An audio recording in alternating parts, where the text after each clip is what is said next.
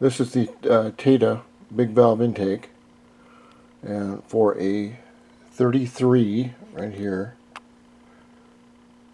or a 36, or to a 36 millimeter. I don't know anyone's using that big a carb, but this is 33 and this is my normal 28.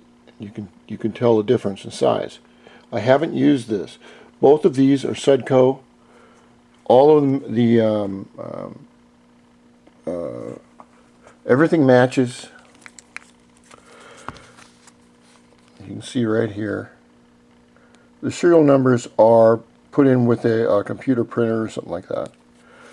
And what really gets me, I tell you the truth, is these carburetors are, I think they're $250 to $300.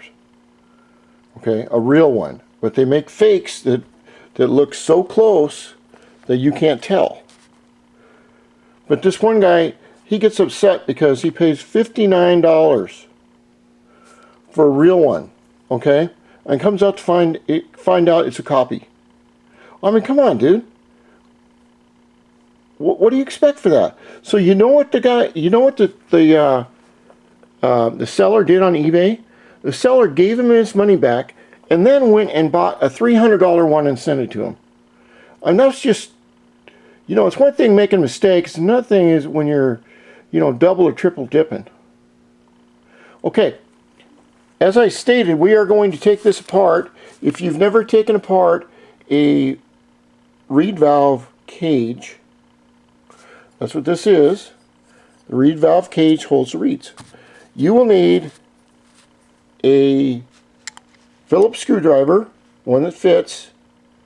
Sometimes they will have, like this. This is the size of the one I have on right now, on the bike, right here. But sometimes they'll have 2 screws on each side. Sometimes they'll have 3.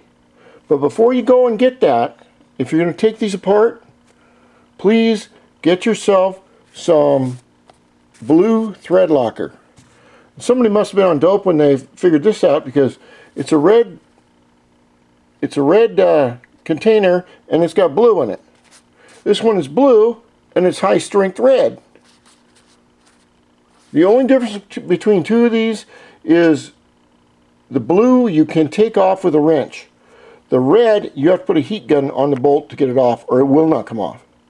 So what we want to do is basically use the blue right here on these little screws, just to double check to be sure that the screws don't accidentally come loose, fall down into your engine, and wreck your $1,000 engine, or whatever it is.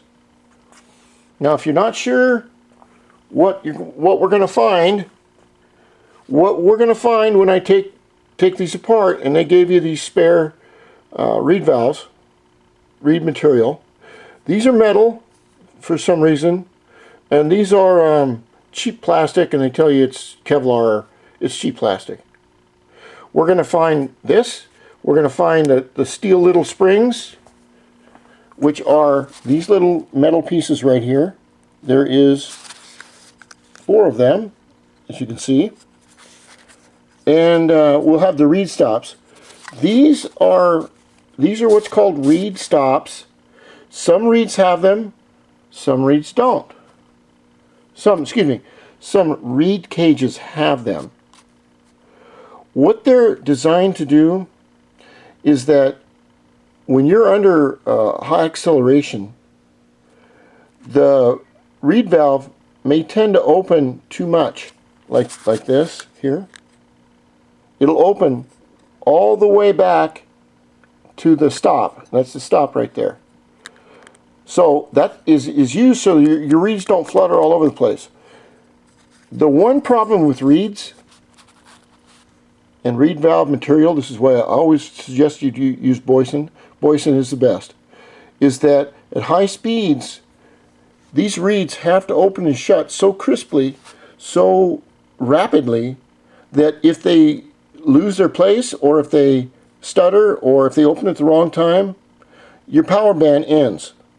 That's why you need good reed material. Whatever you buy from China, or wherever that says it's Kevlar, it's this, it's that.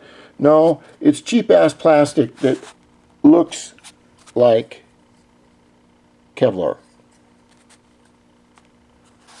Just so you know.